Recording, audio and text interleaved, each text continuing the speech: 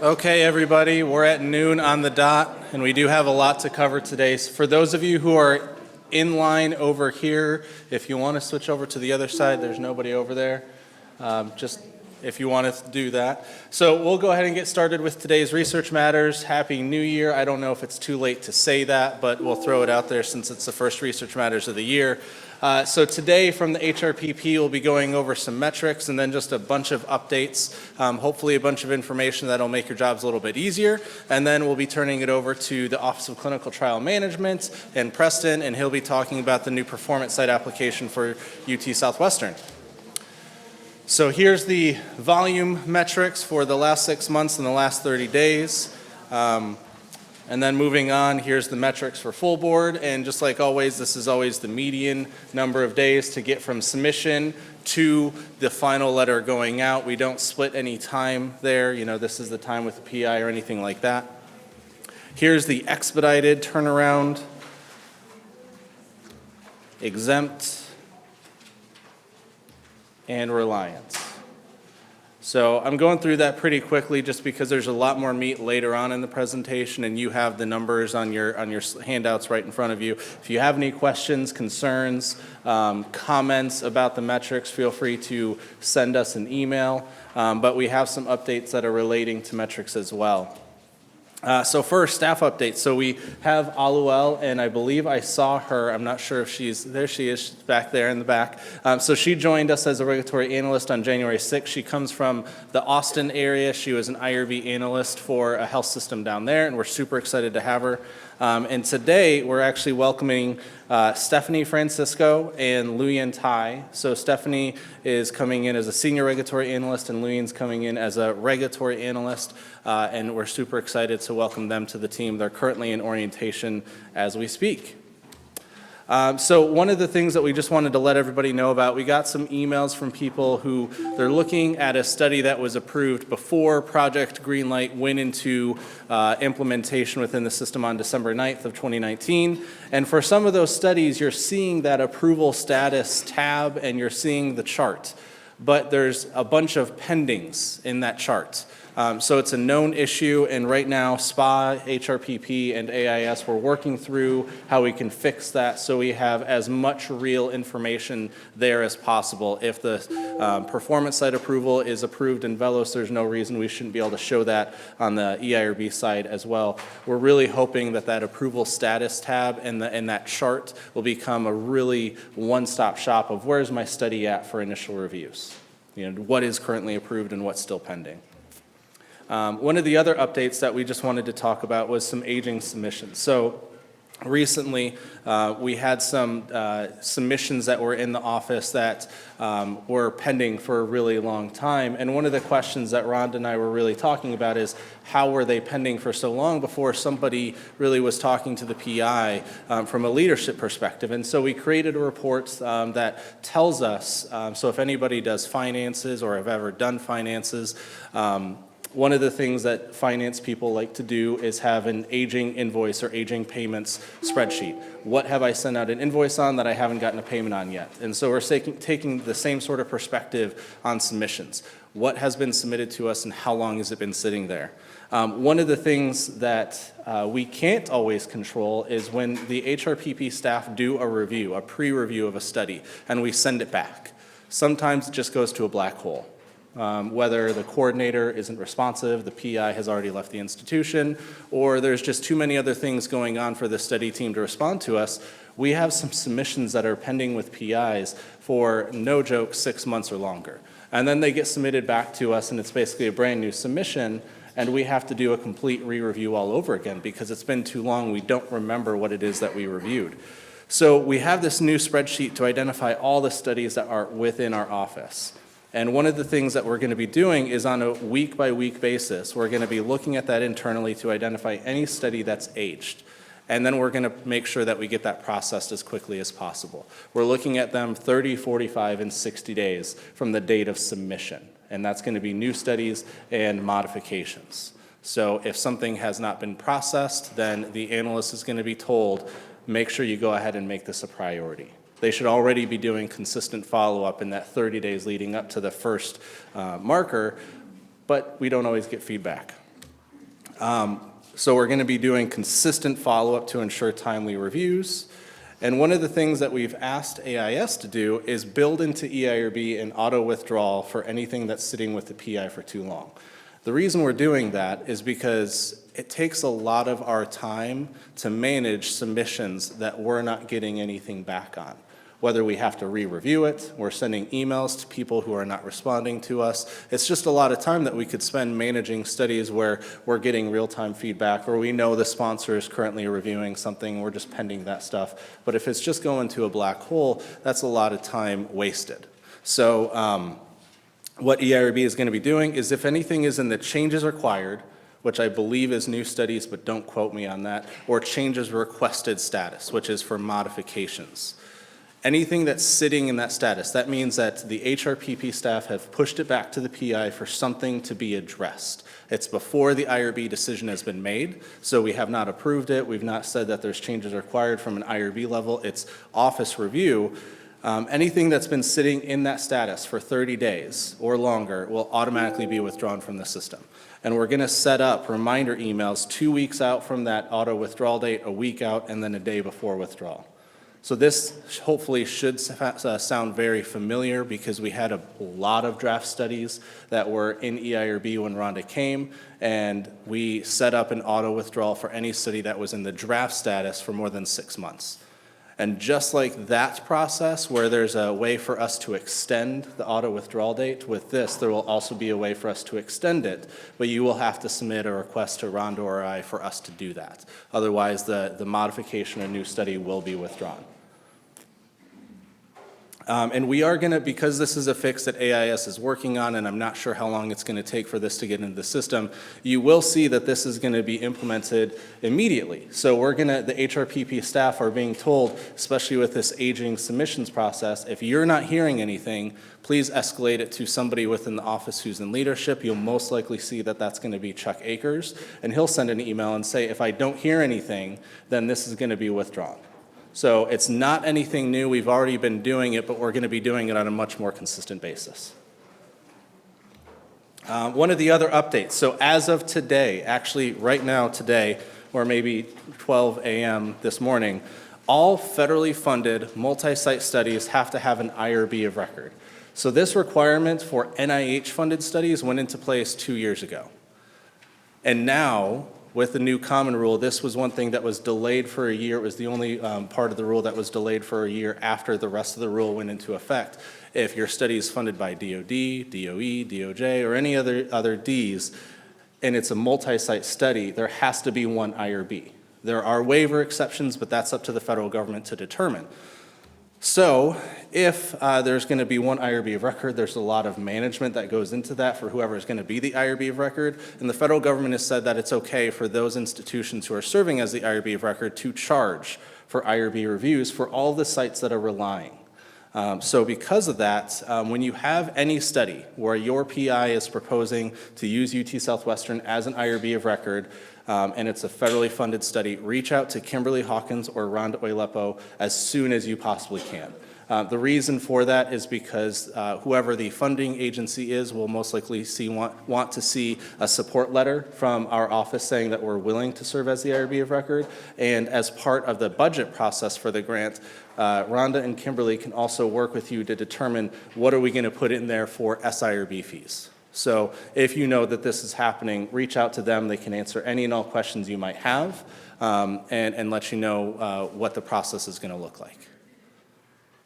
Okay. So modifications, one of the other things that we're going to talk about. So what does not equal why? I just want to put that out there. Those are two words. They have distinct definitions. They're not the same. Can we all agree to that? Okay. So let's all agree that that's the same thing, that that's true. What does not equal why when we're talking about modification submissions? Can we all agree to that? You're all nodding your heads yes. I feel like somebody's shaking their head no, but I'm just not seeing it. So this slide is from the July 2019 Research Matters presentations, and if you remember, that particular presentation was this part of the summer how-to series, how to submit a modification, and that one also covered continuing reviews. So here's the what within the modification submission. Provide a brief summary of the modification. Do not copy from a summary of changes or just include a listing of all of the changes. And then the why, that's the what. The why is provide the reason for initiating this modification and give the IRB enough detail to determine whether the change is necessary and appropriate. So continuing on with audience engagement, can we all agree that those two questions are asking distinct things, no matter what type of modification we're submitting, right? Because they are distinct things. Even for study personnel changes, the what is different from the why. So, and the other note that we included last summer was that it's a brief summary. Don't just give us a complete rundown of every change, because then it's hard to filter and find out what's really significant. So, a real example. So the reason that we're talking about this is last Sunday, not this past Sunday, but the Sunday prior, an IRB member emailed Rhonda and I and said, I'm having a really hard time reviewing this modification to determine whether or not I should support approval for it. And he showed us the what and he showed us the why, and here they are. This is what was submitted to him within the application. He then spent hours comparing side by side the IB and the protocol to find out what was actually being changed to determine whether or not he agreed with the changes and whether or not the risk-benefit ratio changed, whether or not we should have reconsent. He had to go through and answer all the questions that we ask IRB members to answer by basically, to be honest, doing the research coordinator's job, because this doesn't actually answer either of the questions. Submitting IB version protocol 3, protocol version 4, that doesn't tell us what's changing. It just tells us that there's a new update. And the why, there's really nothing in there about why. So, here's my revisions. Removing Dr. Smith. Dr. Smith doesn't actually exist on that study. The protocol is being changed from version 3 to version 4. Significant changes include new risks, changes in inclusion criteria, and an associated updated consent. I would still probably go into more detail, but for the sake of the slide, I didn't go into more detail. And here's the why. Dr. Smith has left the institution. So even for personnel changes, there can always be a why, and there always is a why. We are amending the protocol and consent to include newly identified side effect of the experimental drug. So why did we find new risks? Why are we changing inclusion criteria? Because as we've been doing the study, we've been noticing that there's a new risk, and so we have to make sure that we tell people about it, because this has happened on this study. So effective immediately, the HRPP staff will send back any modification where the what or why are not answered correctly. And most of the time, it's going to be because the wording is the exact same in both questions, and the answers to both questions. So we're going to send it back and just say we have a standardized stipulation that says you have not answered the questions. We need you to answer the questions so we can do an IRB review of the submission. So we have prepared a document, and to be honest, it's probably going to be a living document. You'll probably see it grow, but that document was one of the handouts with various examples. So I asked the IRB staff to put together a list of the different things that they saw in the last week, and I went through and picked out a couple. So there's one where it's just protocol changes because the sponsor said to send it in. There's another one where there's, I believe, risk updates to the consent form, but don't quote me on that. And then one where there's personnel changes, and that's it. So there's bad examples and there's good examples. Follow the good examples. Don't follow the bad examples. Because again, if you follow the bad examples, the first thing that we're going to be doing is just sending that back and saying, we need you to answer the questions. And I hope that as we get the questions answered correctly, that it'll make our reviews quicker with these. It'll mean we have less deferrals on modifications, because we have seen several modifications deferred in the past couple months because the IRB looks at it and just says, I don't know what's changing, or I know what's changing and I don't know why they're making these changes. And without the why, I can't necessarily support the what. So that's why we're making that change. Here's maybe a topic that'll make you happier. because I feel like I'm seeing a lot of sad faces or maybe angry faces right now. So we finally have guidance on enrolling non-English speaking subjects. And it's not just a guidance on short forms, because we get a lot of questions that are on the document. There's an executive summary, because I'm going to pick on Rhonda because she thought there were too many words on the document, so we put in an executive summary. The document has been sent through our focus group, and all the feedback that we got has been incorporated into it. And this afternoon, if I can figure out how to modify the website, it'll be up on the website. But don't count on me figuring out how to modify the website. So here we go. Study teams should first consider whether inclusion of non-English speaking subjects is appropriate for each study. So that's really important. Maybe the study offers no potential benefit, and the current standard of care is completely acceptable treatment. If we're not offering people potential benefit on a study, are we putting them at more risk? Especially considering that it may be difficult for you to have conversations with them at 2 a.m. because they're experiencing a side effect and you and them don't speak the same language. So this is one example where we could potentially exclude non-English speaking subjects. Another one is that the study includes instruments that are not validated in non-English languages. And to be honest, I think if you all see this, you might start excluding more non-English speaking subjects. Some of you have probably seen that I have out-processed a new study or a modification as the team lead for the investigator relations team, and I see a lot of validated questionnaires, and then I process with that study a non-English speaking consent form. But most of the time, those questionnaires are validated for somebody to fill it out themselves, not for it to be read to them through an interpreter, and then they fill it out. In a lot of cases, that invalidates the information that you're receiving. So just something to think about. So that's the first part of the short form guidance. The second part is that short forms will be approved for new studies to enroll an occasional non-English speaking subject. If it's more than an occasional non-English speaking subject, a short form may be approved for new studies while the full translation is pending. So ultimately, up front, we're saying we will give you a short form with the initial submission. If you're not planning on getting a full translation, then it should be used for an occasional subject. And that generally means 3 or less over the course of the study for the same language, not 3 total short forms, but we have Mandarin, Vietnamese, and Spanish approved on the study. It's per language.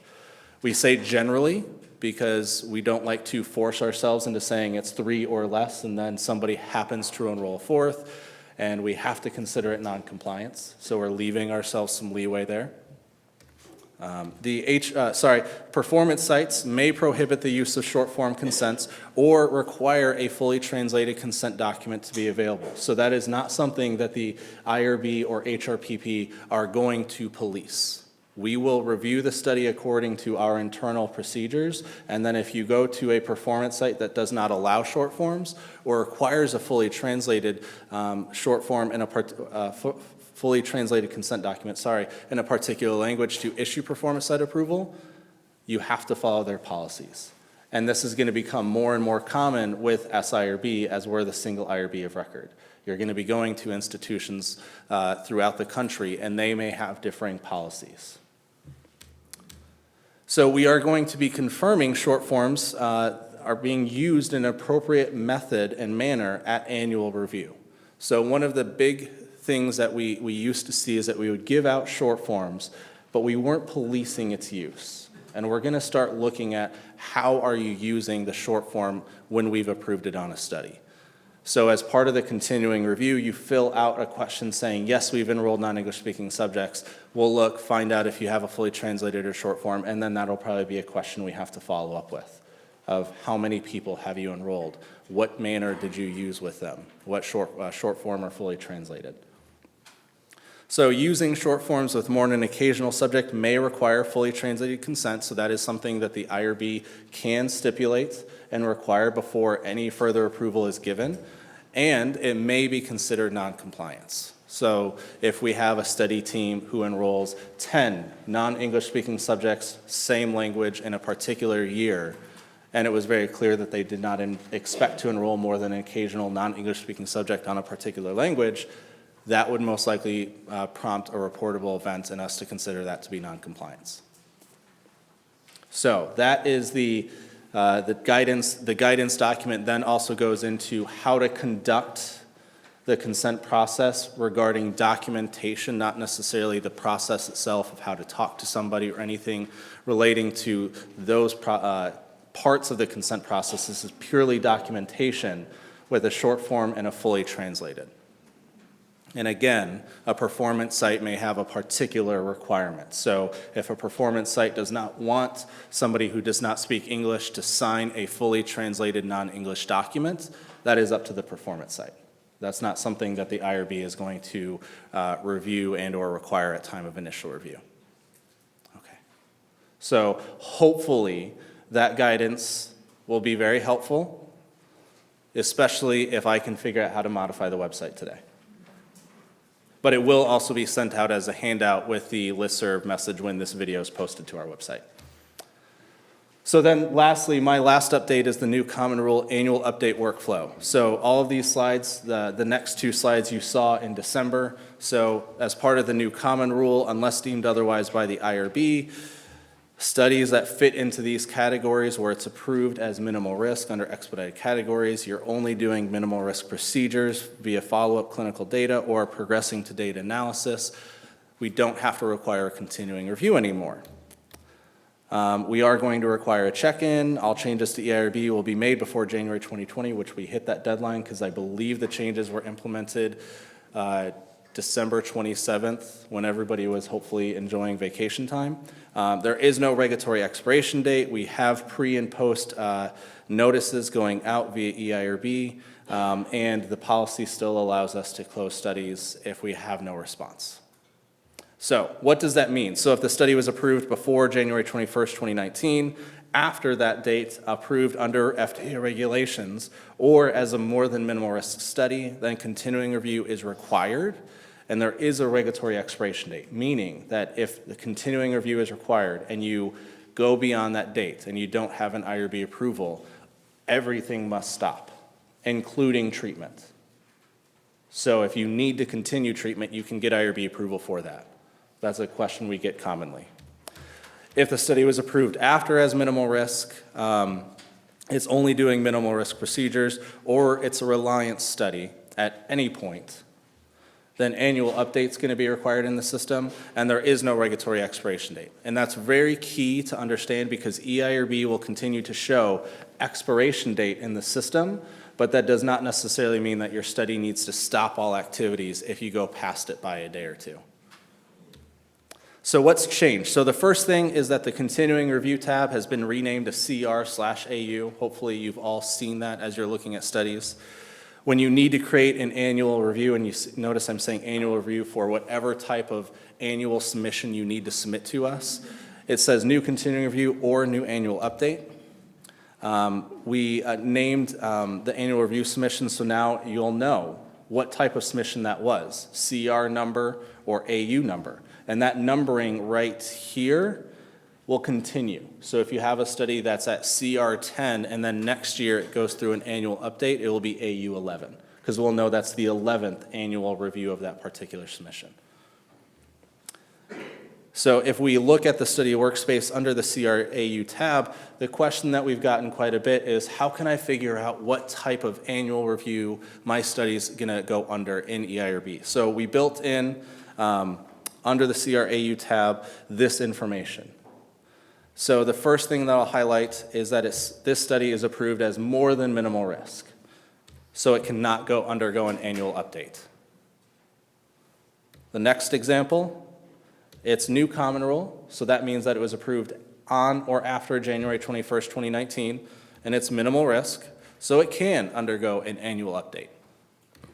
Next example, it's pre-2018, meaning it was approved either before January 21st, 2019, or it's FDA regulated. So we cannot apply the new Common Rule updates to that particular study, so it cannot undergo an annual update. And then the last example, it's relying, so it's going to undergo an annual update. This information updates live as potentially you submit something to us or we make determinations on the study. And I'll come back to that in just a second. So EIRB will automatically create your continuing review or your annual update automatically. So whatever your study should undergo according to EIRB logic, it will go ahead and do that. So you can see there's new continuing review or a new annual update. And the HRPP monitoring is completing quality checks of everything we've approved in the past year, and I believe they're doing that monthly to make sure that the determination, especially the common rule determination, is correct. And we're hoping to complete that well in advance of you creating your continuing review or annual update. They work off of the same smart form, and I'm not necessarily calling it the CR smart form, now it's the CR/AU smart form. And it's automatically going to answer question 1.1.1 if it's an annual update. So here is a study that requires continuing review, and you can see question 1.1.1 is just unanswered.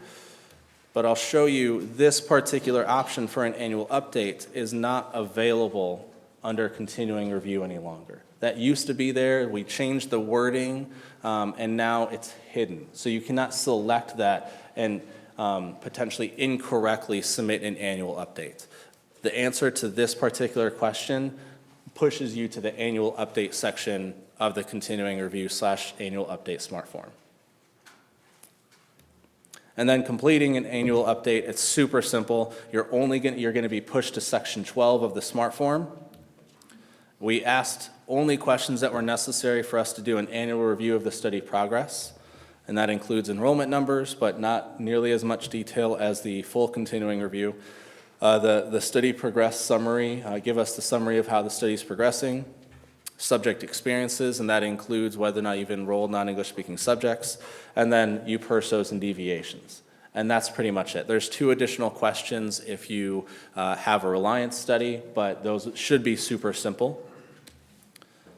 So when we do our review of these, HRPP staff are going to be doing the review. And that means that we're going to be confirming that an annual update was the appropriate type of submission. And I should have put in here confirming that annual update or continuing review is the appropriate submission. And we will administratively accept annual updates. So the same way that we do with a personnel update, if there's nothing else in that modification, those are processed within the office. They don't go to an IRB member. So it should be a very simple process to get these reviewed timely. They will not undergo an IRB review, but an acceptance letter will be issued. And I point this out because if your study is funded by an external entity, they may wonder why it says administrative acceptance. And we are happy to answer any and all questions. And if it becomes an issue, we can put out something on the website. But I anticipate that most sponsors are going to roll with punches here because every institution is processing this part of the common rule differently. I was at a session at Primer and there was probably 70 IRB chairs in the room. I snuck into that session even though I'm not an IRB chair, and everybody did it differently. And I don't mean that with any exaggeration. There were 70 different opinions about how to process an annual update or lack thereof, depending on their institution.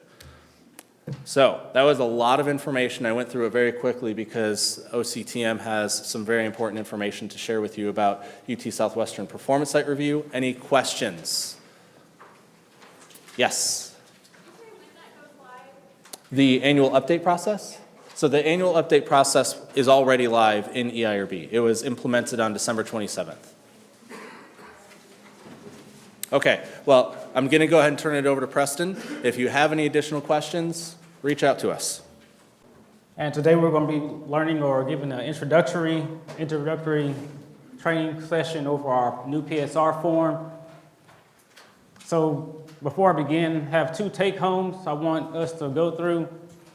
First, like any update, whether it's for your PC or your phone, some fonts will change, some colors will change, but for the most part, it's to make your life easier, right? Secondly, does anyone remember the movie Drumline? It came out in early 2000. There was a motto in the movie, one band, one sound. So, okay, coming from a former bandsman, I know it sounds kind of corny, but it has some merit to it. So, like the motto, one band, one sound, we have our own motto, with that being one site, one form, one approval. So for the next 20 or so minutes, want you to commit that to memory, one site, one form, one approval, and we'll be going through that today. I first want to start off with giving a background so everyone is up to speed, giving the context of what we're talking about. Then we also have some screenshots of before and after of the current form versus what will be going live tentatively February 3rd, 2020. For those who are unaware of what is OCTM, for the newcomers, OCTM started in January 2019. We oversee clinical research conducted at UT Southwestern. We meet twice a month to review and approve study protocols. Our mission ensures that UT Southwestern, as a performance site at which the clinical research is performed, is able to comply with protocol and regulatory requirements, has technical, operational, equipment, infrastructure, and staff required for the safe and compliant conduct at the clinical trial. But why do we need a new form? For those who are using the form currently, you're aware that there are multiple sites. This goes back to the one site, one form, one approval. You have UTSW ambulatory, university hospitals, other, whatever your study is, that can entail what sites you need. So we're going from that to just UTSW, just 4 letters. Also, depending on your for your study, you may have needs for anesthesia, clinical laboratory services, radiology, anesthesiology, whatever it is. But for you need to submit those forms to those different entities, right? So going forward, that is all for OCTM to do. So instead of you having to find the email, as radiology, do I need Kelly with a Y or Kelly with an I email? So no more of that confusion. That form is all in, that previous form is all in one form for now us to be given. So doing that, we're going to streamline the process, make it easier for you. It'll be our job to coordinate all the reviews of the ancillary services, and this will be one approval into the motto, one site, one form, one approval. This will be one approval in the process of the green light. And the reason we're doing this is the reason why we work here at UT Southwestern, is so we can enroll patients into our clinical trials faster and get results. But how did we get here? Like any project that has merit, it's with collaboration. It started with you, it ended with you. No, this is not a form we just put together and we put it down your throats. No, this is one that took time and one so we can make our lives and your lives much easier. But the form, one site, one form, one approval, set to be launched February 3rd, 2020. But what is one site? What does that really mean? What does that mean for you as coordinators, as study team members? So previously in your EIRB form, there was a plethora of UTSW sites from start to finish. Now we're eliminating that, so now there is only UTSW. Please keep in mind this is not UT Southwestern Medical Center and affiliates. That's still there for IRB and coverage analysis statuses. This is your site, UTSW. So no more of clicking, wondering, what's my location, is my department? No more of that. We've heard your cry. So UTSW. But when do we complete your form? When do you complete your form? What study needs a form? Basically, if your IRB submission has UTSW, you need the form. Keep in mind, you have a study that's at Children's only or it's at Parkland only. If you have a PI or you have study team members that are UTSW employees, yes, you need the form. Is that clear? For that study that is only at Children's or only at Parkland, they have their own form for that institution. But if your study is or has a UTSW employee, yes, you will complete the form. But timeline-wise, process-wise, what does that mean? Preferably early as possible after you submit your EIRB SMART form. The information that you put in your SMART form is what is needed in Velo. So the sooner the better, makes everyone's life easier. So on to some screenshots. Here's our first question. This is a simple yes or no. If you are using equipment, personnel at UTSW, your answer is going to be yes. For no, this is prospective studies or chart reviews. I'm going through this pretty quickly, but these handouts will be available online, and there are handouts available now to take notes. Section 1, electronic record. These again are simple yes or no questions. Do you need electronic health records? Do you need paper records? Yes or no? For section 2, and for the next few slides, we're going to be going through some before and afters. For participants, we previously asked for the accrual rate per year. Now we're asking for just the the total number at UTSW. So not Parkland, not Children's. How many are you enrolling at UTSW? Location. This one is a big change. Previously, sites came over from EIRB automatically, but now we're asking you to actually input your recruitment, consenting, and participation, but also, what's new here, we're asking for detailed locations. So instead of us you telling us UT ambulatory, no, my clinic is PLB 2, 9th floor, 925. Actually write that out. For those who are familiar with our emails, this is when we're probably going back and forth, hey, what's the physical location of this? So to alleviate all of that. Does that mean you were only approved at that particular space?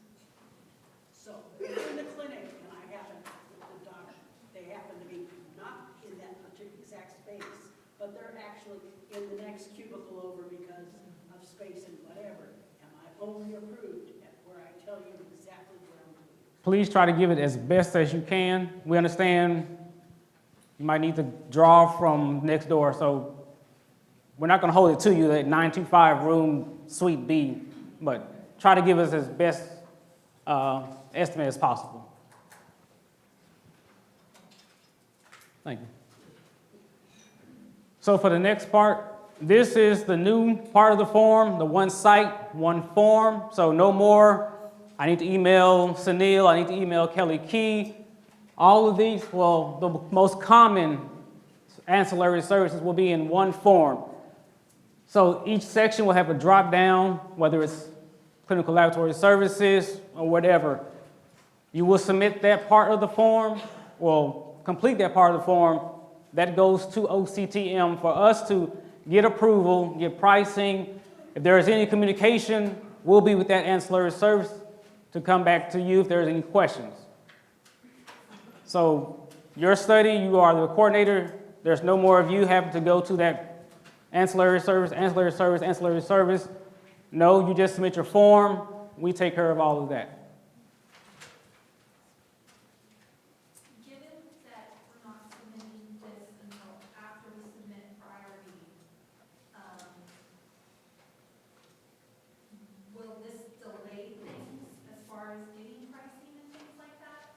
I worry mostly about things that are going to a central IRB, right? So they've already been approved by central by the time they're submitting it to you guys at the IRB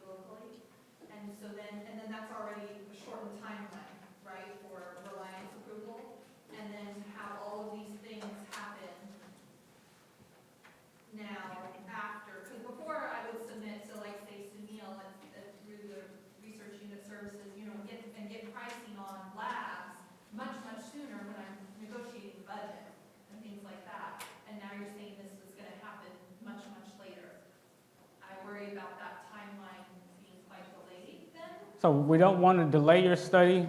As soon as you submit your smart form, give that to us. So before performance site, we will wait till IRB was submitted because we will meet. We're not waiting for IRB approval. Right, So- so we can't submit to our local IRB until after we already have central IRB approval, right? Because we're submitting our approved forms already, right? And so, and that process is only supposed to take, about 10 days for Reliance approval. And so is this gonna be able to happen all in 10 days if we're waiting to submit Josh, you have a for question? all of these things? Do you see what I mean? I That's see a what you pretty mean. shortened timeline. You see what I'm saying? I see. We'll work with OCTM. Excuse me, sorry, work with OCTM and we'll figure that out. Yeah.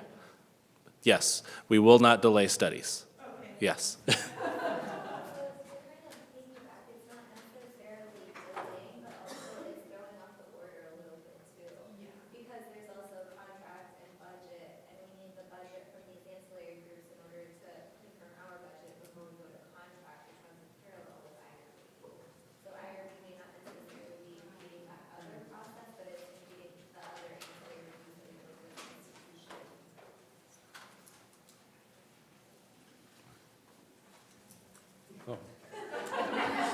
I don't have a response right now, but we will work with OCTM.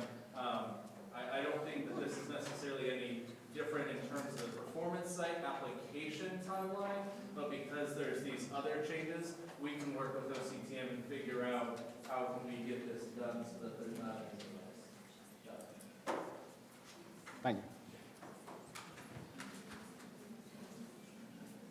So going further down in the form, previously there were 7 options for your form status. Now there are only 2. Completed if you're finished with the form, work in progress. If you want to save it, go back to it later. And that on that same form or same page, you have your e-signature and you submit. This is the major change for this slide. Previously, you press submit, you did study status, add new status, performance site. There was a 2-button submission process. Now, there's only 1 step. You click submit, this comes to us. So in the form, 5 years ago. we heard you. So yes, so in the form, once you go to the bottom, click either completed or work in progress. Let's go through this. Completed plus submit, that's the submission, it goes to OCTM. If I have work in progress, then I press submit, you're saving it for later. In either way, in either circumstance, press submit. That's what we're asking for. But that's your last button. All right, there's no more next screen, next tab. You have submitted your study. So a little recap before and after. Before, we had multiple forms with multiple destinations. Now, it's only 1 form to 1 destination. Number of subjects per year. Now we're only asking for the total subjects to be enrolled at UTSW. Location was derived from EIRB and it was filtered over. Now you are manually putting that in with your detailed location. Multiple study statuses. Now there are only 2, completed or work in progress. Multiple step submission process, there's only 1 step. And then of course, UTSW approval. So whereas before wasn't bad, but I mean compared to the bow tie, which one would you rather have, right? So, yes. So if you all are submitting the pricing, are you going to submit that pricing to the budget team as you get it, or are you gonna hold it and give it to us all at once? No, we're doing this as we get it. We don't want to, just like you said, we don't want to impede on the progress. So you are gonna constantly do the updates, right? Yes. And it's easy out, and just to make sure that Yes, notes will be given in envelopes with an update.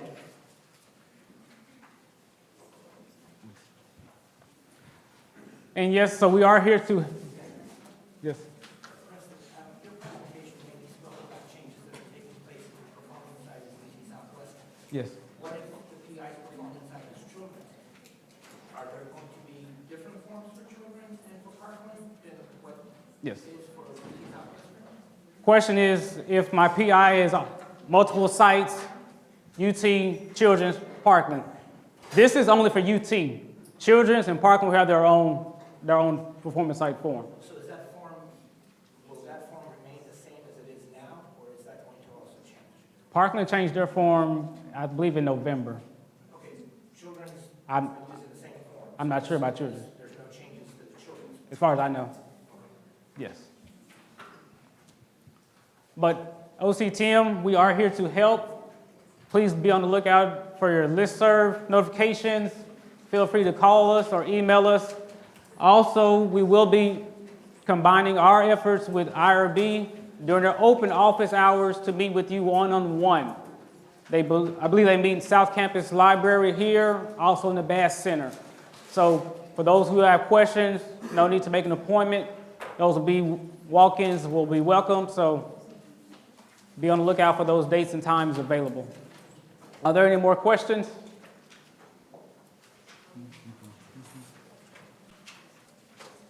I said 20 minutes, and we pretty much did it, so.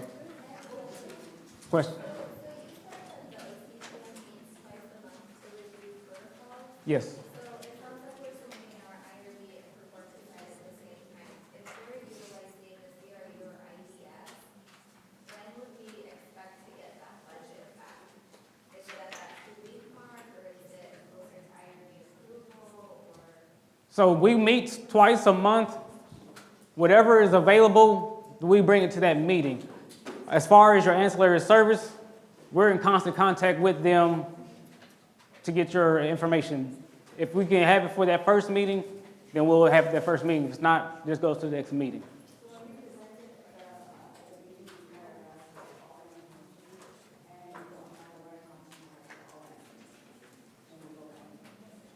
We will.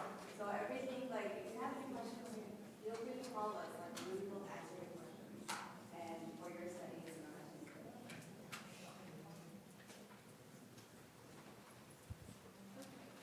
I'm not sure if someone already asked the question, but for the ancillary services like radiology, sometimes they have questions. Yes. So, They be directing that to you or to us?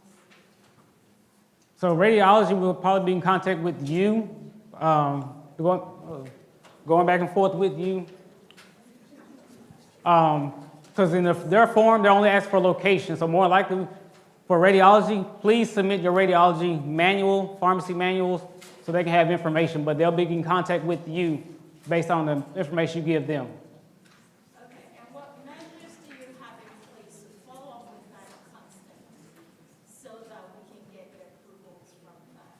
Sometimes we have to reach out to them and say, hey, what's the status of this request? So we have our queue. We try to move things along. We look at them daily, depending on our workload. We don't want studies just get in limbo or in purgatory.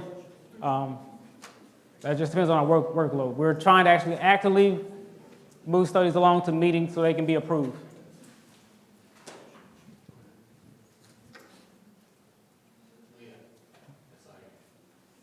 Yes. As far as enrollment numbers, you said you wanted us to differentiate between who's enrolling at UT Southwestern and the number of patients we expect to enroll at like Parkland or Children. Yes. Usually when we open a study, we get, for industry, for instance, they'll say, okay, you can enroll up to, let's just say 20. We're going to enroll whoever shows up first that's eligible. So how do you want us to enter who's only going to enter, what we expect for enrollment numbers at UT Southwestern? Do you want it to be the full enrollment number and some of them might enroll at Parkland? That's possible. Just give us your best guess because we understand UT, Parkland, Children's may have competitive enrollment. So we understand, yes. We don't differentiate. Yes. We're going to open and enroll 20 total.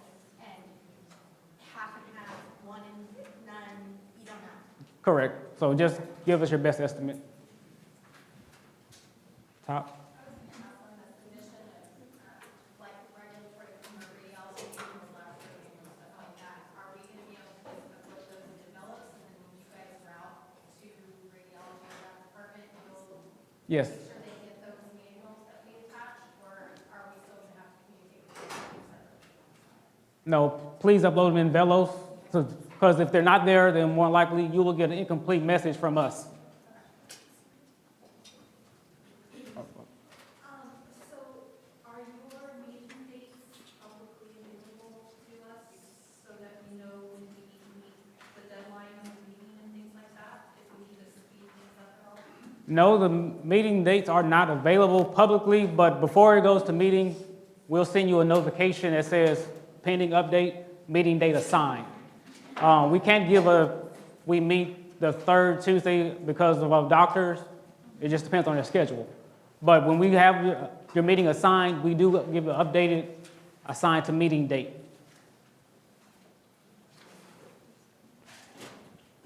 So logistically, when I go into Velos and I want to do my performance site form, right now I just select performance site form and then I'll check. It's only one form. I'll check UT or Parkland or Children's or whatever, and then I only have to fill out the form and the applicable information. Yes. Now, is this going to be a different drop down in that top box? This is that form. This will replace that. This is the new form. So Okay, well then how do I get to my children's form? If the children's form is not changing, then how do I get to that form? I don't know how to get to the children's form. Currently, there's only It's one part of- form, right? There's currently one form. And within that form, there are checkboxes, which institution you're doing your research at. If it's just children's, like CCPD only selects children's and completes the form. But you're describing changes, it sounded to me that there are going to be at least two forms. One for UT and then one for all the other performance sites. Because your presentation didn't speak to changes that are occurring at children's or at Parkland. So I'm assuming that we're going to use the same form that we've been using. So how do we get to it versus getting to this form? I'm not gonna lie to you, I do not know how it's teased out. I haven't looked at it from multi-site standpoint. So is the OCTM's plan to eliminate the current form that's in Velos and replace it with this one? Eliminate the current for UT. Right, but everybody on campus, Parkland, UT, whoever uses the one form is using, it goes to one place in Velos. I thought Parkland had their own form though. But what she's asking is, if we go to the major formative performance site, we used to have all three sites. When we click, if she clicks on children's, will it take her to the children's form, or will she just fill out that form? And when we click on UT on the opening document, it will take us to your new form. I understand your question. I have never had to look at it from that angle, so please forgive me. We'll address that and put on the listserv. It sounds like based off of what I saw in your presentation and everything, if you could just confirm this part.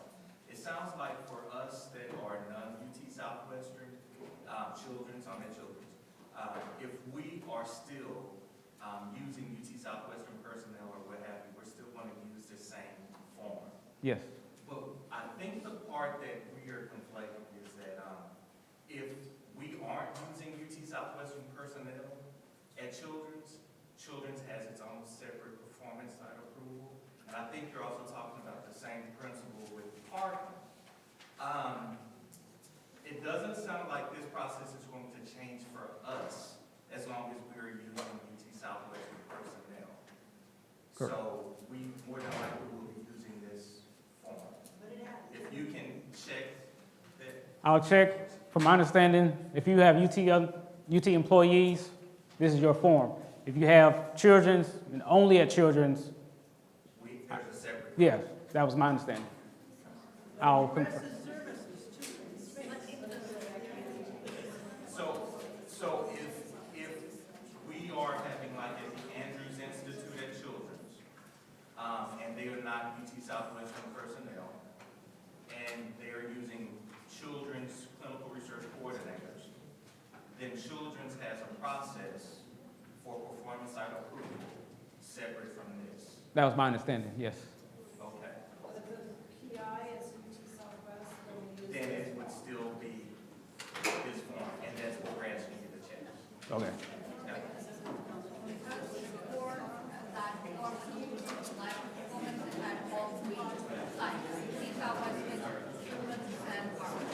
This form? Yeah. Okay.